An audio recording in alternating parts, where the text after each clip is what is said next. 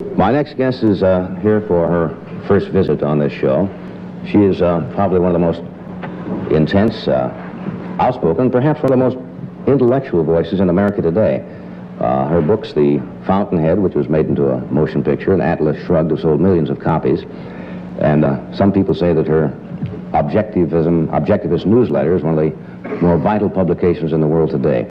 This is her new book called Capitalism, The Unknown Ideal. I think you will find her most unusual and most controversial. Would you welcome, please, Miss Ayn Rand.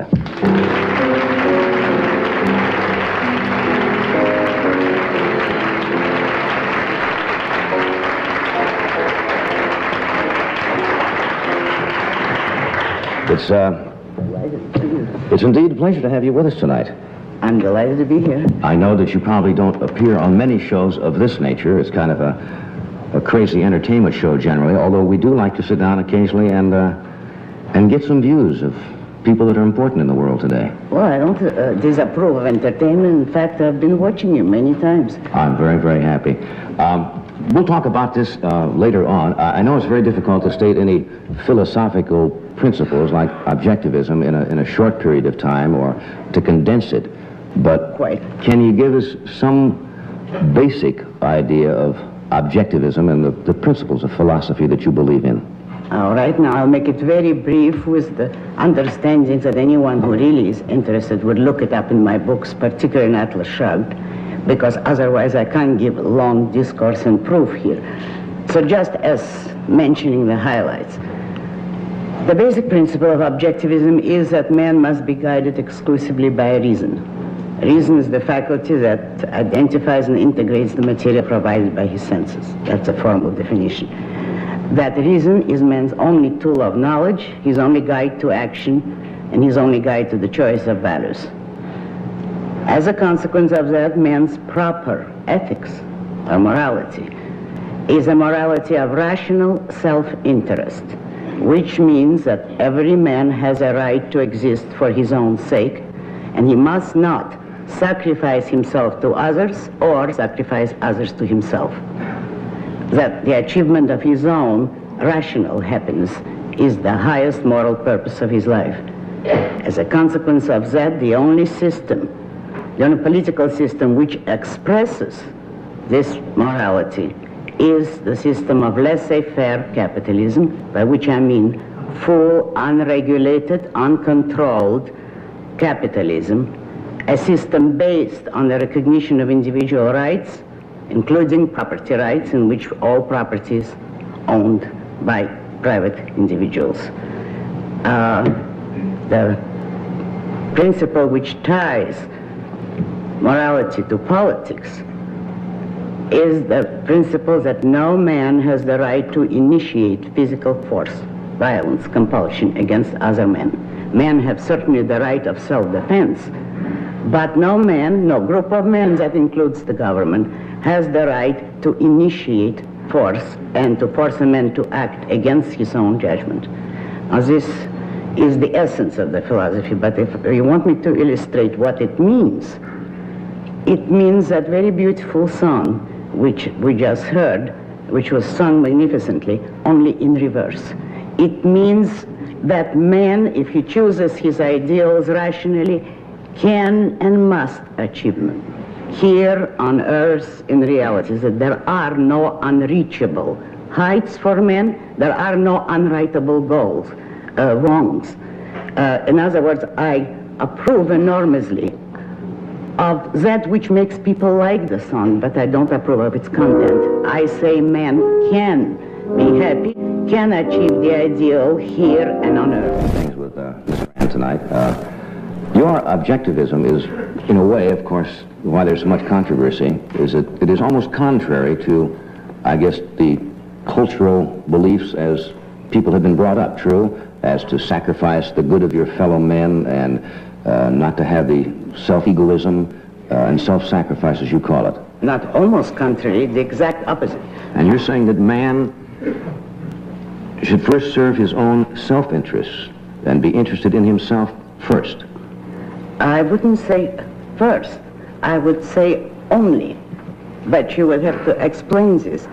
Other men can be of interest to an individual if they represent values, moral values. You serve your own interest best by finding, associating with, working with the right kind of people. Therefore, other people can be a value, a great value to a man, but only when and if they correspond to his moral ideas, not otherwise. In other words, man does not have to serve anyone except himself, but he does, in effect, serve others when their interests and their values agree. Now you said serve yourself. I think you said that when you discuss values quite frequently and why men need values and how they get their values, because you say man comes into the world without any preset notion of values or concepts and learns. Why is it that we were discussing youngsters this afternoon that you find very young children who are by nature selfish? Young children are completely self-oriented. Now, do they learn that, or is that something that is inherent in the very young, that they are completely self-oriented? Well, I think that's inherent in everything that's living. It's inherent in any living entity, an entity which was not concerned with itself, or, put it better, an entity that did not value itself, would not exist for very long. But now, children are below the understanding of the issues. They, in effect, do not yet have a choice. It is when children begin to speak, when they begin to acquire ideas, that their choice begins. And the idea of self-sacrifice is a totally artificial, very evil idea which children and adults learn from others, which is passed from person to person. Now, it doesn't mean that if a child were left alone, he would naturally be selfish properly. No, because it is an enormous achievement to discover rational selfishness, not acting on the whim or pleasure of the moment, but knowing what is rationally an important goal, of what value is it to you, and how to achieve it. The idea of being rationally selfish is not available to children. It would take a long period of thought or the proper teaching for them to discover it. You say man is an end to himself. You say A is A and existence is existence, and we are here as an end to itself. Why is it that man throughout, I guess, at least recorded history, seems to need something else, a belief, which you do not believe in, I assume, that do not believe in the existence of a supreme being or God or creator or whatever no, I do not. You want to label it. Why has man then seemed to need that ever since man has been on earth? Is it to rationalize his existence here? I wouldn't call it a need. I would say he has resorted to it by default, because all the content of man's consciousness he has to acquire. He has to acquire by thought, by knowledge. He has to discover it by default of a proper understanding of life, which means of a proper philosophy of life. Men resort to blind faith. It is a phenomenon of default. Men have not yet progressed out of it. You don't think it serves a need for many people? You say it's a need, but you say it's the wrong, because it's a wrong need, is that it? It's a need that fills a vacuum, in the sense that the actual need is for a conscious philosophy of life. Man is a conceptual being. He can't exist range of the moment. He needs a larger view, a long-range plan. By default of proper rational principles, he falls on religion, because that is all that is offered to him. So that I regard religion as the infancy of mankind. It is the pre-philosophical stage, and a great many people are still in their infancy. You have many lectures at the colleges. Oh, yes. What is, do you find the feeling, that type of a feeling, away from religion per se, and more in your, if you say, completely rational reasoning, without faith? I've never attempted to take a poll of those issues, but I just wonder what they asked you and what they discussed with you. Oh, yes. Here's what I find, that young people, particularly in colleges, are enormously anxious to find rational answers. This is not to say that they will all necessarily always be rational, but they need the quest for understanding, for an integrated, consistent view of life is there enormously and tragically. If you begin to speak to them about faith or religion or any form of mysticism, most of them will not listen with great interest. When you talk about morality and setting a sense of values, does each individual set his own standard of morality? Because one person's morality affects those around him, does it not? No. It does not? It affects it all right. No, but to say that each person sets his own standard would simply mean subjectivism. No, what sets the standards is the science of ethics. That is a branch of philosophy. Its particular task is to define moral standards. Then it is up to each individual to decide what he agrees with, which standards he considers right, if he thinks, which standards he considers rational. Now, an individual may discover a new set of standards, but it is not subjective. It is not just up to him. If he discovers such a subjective code, this is not really morality. This is not ethics. That's just what we call whim worship. Do you think it's immoral, if that's the right word, for somebody who is not productive or to not produce to capacity? No, I wouldn't say that. Well, suppose somebody doesn't want to, say, work. Maybe his self-interest is served by not producing or working to capacity. Oh, wait a moment. Now, if you're asking me, should every man be productive? Yes. And that is not... To the limits of his ability. Yes, but it doesn't mean that he should work himself to death. But he may have other interests in his life, too. But as his primary goal, if you mean should every man's first value, top goal, should it be productive work on any level of ability? I would say yes, certainly. And if a man does not want to be productive, he is immoral. Do you think the word you used was an emotional parasite? If he places other people above his own productive career, his own creative mind, then he's an emotional parasite. Do you emotionally get attached to people, friendships, close friendships? Oh, yes. But you don't place their interests above what you do? There's never any clash, because I would be friendly only with rational people, and among rational people there's no clash. We'll be right back. Back with Ian Rand now. Ed, did you say you wished to ask something? I was just wondering, in our culture, it seems that everything springs from the family relationship, the little tiny individual groups of husband, wife, child, or whatever. How does that grouping fit in with your philosophy? In other words, how do you share? Optionally. Optionally. I don't think that the family is the necessary unit of society, but I think it's precisely independent individuals that would make the best husbands and wife if they share the same values, the same interests. They would form the proper kind of unions that would be the lasting unions. But I would never maintain that a family is an obligation on the individual. If a man cares to marry, that is fine, or a woman. If not, it's fine also, provided they have rational reasons for their choice. What are the greatest hang-ups you find that young people have today? I suppose guilt, anxiety would be... There's a fly buzzing around here. Maybe it's protesting. Protest? You find a lot of anxieties? That's a word that is used very often by psychotherapists today, anxiety, yes, fears, guilt. It's above all confusion, and consequently, and very often unearned guilt. Some of it is earned, all right, if people consciously do what they know to be wrong, but the more tragic thing is unearned guilt. Young people, and older ones too, who accept guilt because of the wrong moral standard, who are really not guilty, but are made to feel guilty by today's culture. Who sets the moral standards? They say, people say the churches should set the moral standards, the parents should set the moral standards. The philosophers. The philosophers set them. Properly. Now you say who should? Historically, yes, the church has set them for much too long and with disastrous consequences. But if you ask me who should, philosophers. And are they? Not as they stand today, no. No, as they would be. But not all philosophers have the same judgments, do they? No. And therefore, what is the arbitrary reason? Well, it has to come down to the individual again.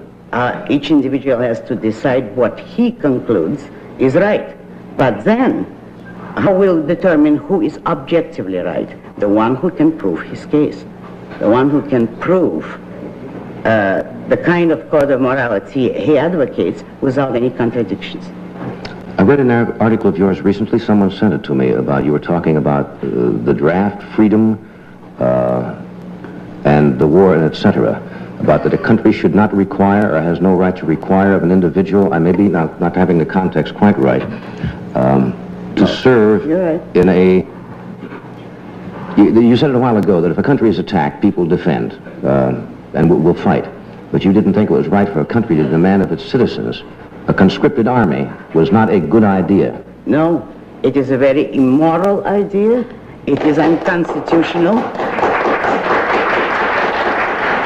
Thank you. Can we explore that a wee bit now? We got a few boos there, which is to be expected. Anytime anybody has any views that don't go according to the norm, you're going to have some antagonism. But that's why we want to talk about these things. Oh, my views will probably be the norm of the future, but not right now. You say conscripted army, an army by conscription that's drafted is usually not an effective army, that military authorities have repeatedly testified that it is not an effective army, that a volunteer army, an army of men who know what they're fighting for, speaking in practical terms, is much more effective, much better army. But first, the moral issue underlying it. I say that no single individual has the right to demand the life of another individual. Each man is the owner of his own life. That is the meaning of the idea that a man has the right to life, to his own life, not anybody else's. Well, if no single individual has the right to your life or mine, 10 million of them or 2 billion do not acquire that right by ganging up on one man. No man has the right to demand the life of another, therefore neither has a group, nor a nation, or nor a country. Men do not have the right to the life of another human being. Now, of course, your opponents will say, but you're born in a country and in freedom, and people are trying to take over the world, and if we do not stand fast now and protect our freedoms, we may be lost. What is your answer to that? That this is a contradiction, because what it amounts to is saying, since people are trying to take away your freedom, give it up yourself. That is the sole meaning of this kind of argument. You do not descend to your enemy's level in order to defend yourself, morally speaking. Practically speaking, of course, it doesn't work. Well, war, first of all, is terribly stupid. You are not saying, of course, that if this country was not attacked, the people would fight. I would say if it was attacked, yes, people would, because people have always fought for a free or even a semi-free country. If you ask me, is it proper to fight when your country is attacked in self-defense? Yes, I would say certainly, and men should volunteer to fight in such a case, because it is in defense of their own rights and their own freedom. But a country does not have the right to compel them to fight, particularly in a war like Vietnam, in which the United States have no interest whatever. We have nothing to gain by that war, and it is draining this country. Therefore, I am enormously opposed to the whole Vietnam mess, but for the opposite reasons from those that those Vietniks are yelping about. I do not agree with them, but I am against the war in Vietnam because it is a useless and senseless war, and it does not serve any national interest. We'll be right back after this brief message. Stay with us. I don't know. We've got a couple of flies. I don't know what it is about those. They'll drive you crazy.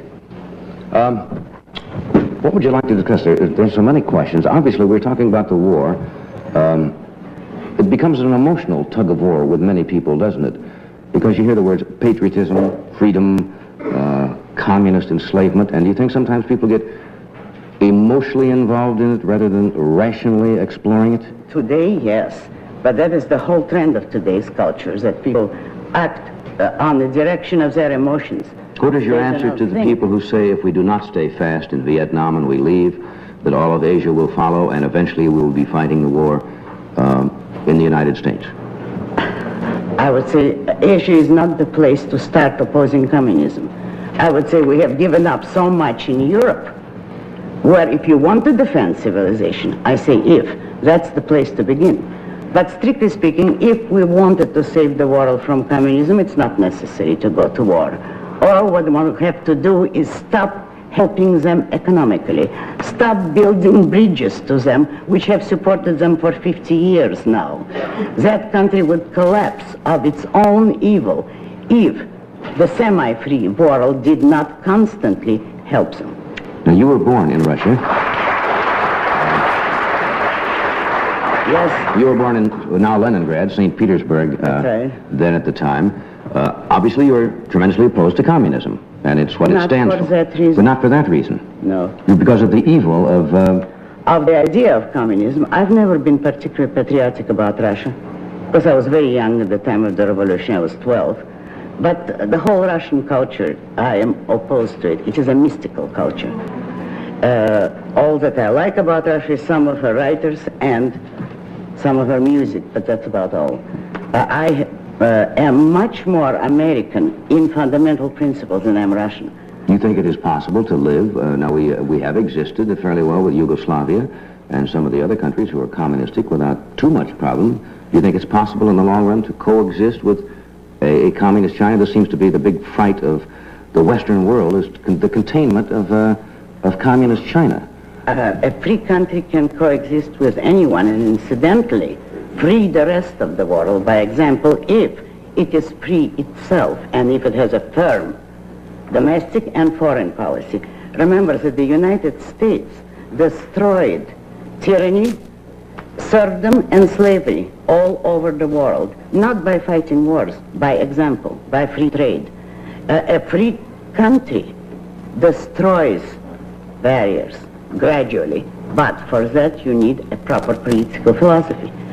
We had the beginnings of it in the 19th century, not the full case, and we lost the case. Why did we lose? Because capitalism cannot coexist with the morality of altruism. If and when we return to a proper political system, it wouldn't be a return and going back. It's going forward because it has never yet fully existed. But it would have to be on the basis of an appropriate morality, a rational morality of self-interest. And in that case, you would not have to fight wars. Because I'll call this to your attention. The 19th century was the most peaceful period in history. The only period without a major world war between the end of the Napoleonic Wars and World War I. And that was the closest to capitalism that the civilized world had come. Contrary to all the popular nonsense, capitalism does not lead to wars. That is the peaceful system, and that has been demonstrated in historical practice. But today, with the kind of mixed economy and mixed philosophies that we stand for, we will ultimately probably have to fight, unfortunately. If we had better ideas, a country like Russia or Yugoslavia, for the whole damn world would not be any problem or any threat to the United States. Do you think that day is going to come? We don't seem to be getting too much smarter. Nobody can predict the immediate future. I don't know. Men have free will.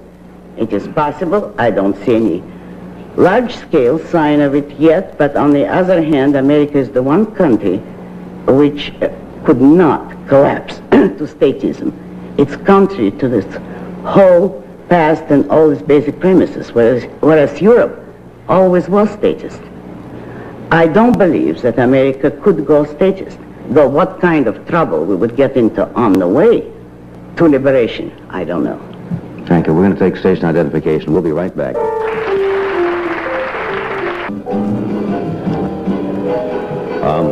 We've been talking the past half hour with Ayn Rand, and Buster Crabbe, who was scheduled to be on tonight, will be with us next week. We got talking here, and I think everybody wanted to hear what you had to say. Now, a lot of people probably do not agree with a lot of your views, and when Miss Rand agreed to appear on the show, she only asked one thing. She says, he won't attack me. And I said, no, I wouldn't do that, because I don't think it's a good idea to invite a guest on the show and then take issue with their views, or to bring somebody else on with opposing views and have them sit and yell at each other for half an hour. I'd much rather have you here and express your philosophy, and other times we've had other people on the show who may have opposing views, but I think it makes for a much easier show, and people get more information from it that way. Oh, of course. I couldn't agree with you more. This is your magazine called The Objectivist, which does explain, and we only briefly touched into your philosophy tonight.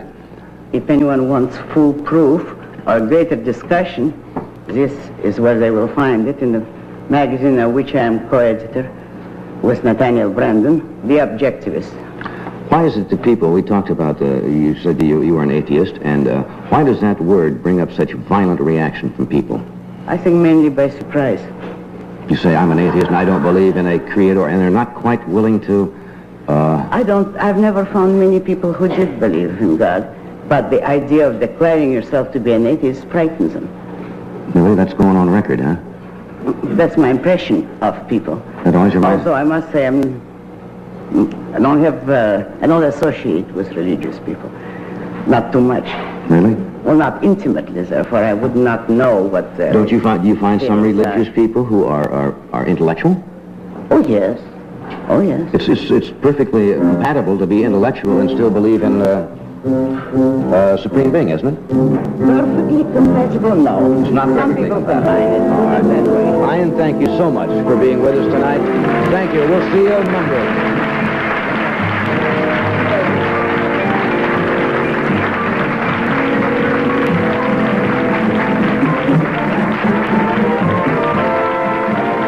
This program was pre-recorded.